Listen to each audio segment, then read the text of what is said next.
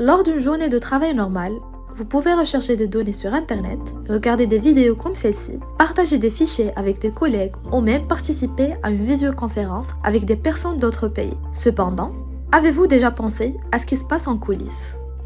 Eh bien, nous sommes là pour y voir plus clair. De nombreux appareils communiquent entre eux pour vous offrir les meilleurs paramètres afin de rester productif tout au long de la journée et pour garantir que votre environnement collaboratif ne soit pas perturbé.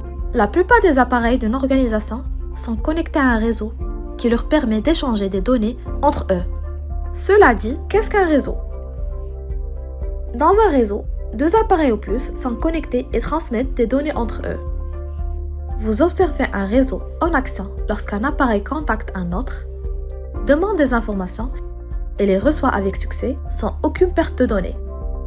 Dans une connexion filaire, les appareils sont reliés par des câbles. À l'inverse, dans une connexion sans fil, les appareils se connectent via le Wi-Fi.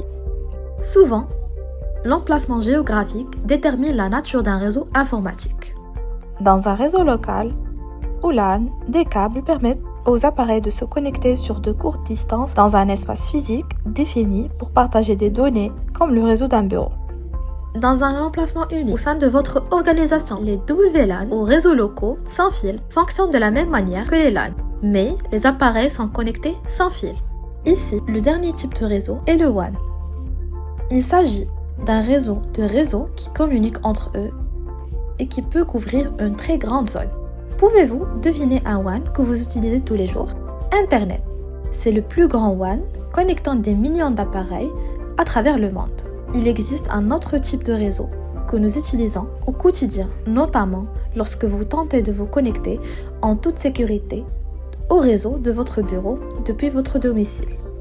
C'est ce qu'on appelle un réseau privé virtuel ou VPN en abrégé. Bien que les appareils puissent être connectés via un canal public, un VPN offre un accès sécurisé aux ressources grâce à un canal crypté et est principalement utilisé par les employés en télétravail. Pour récapituler, nous avons vu ce qu'étaient les réseaux et appris leurs différents types. Contactez-nous si vous avez des questions. Commençons à nous connecter.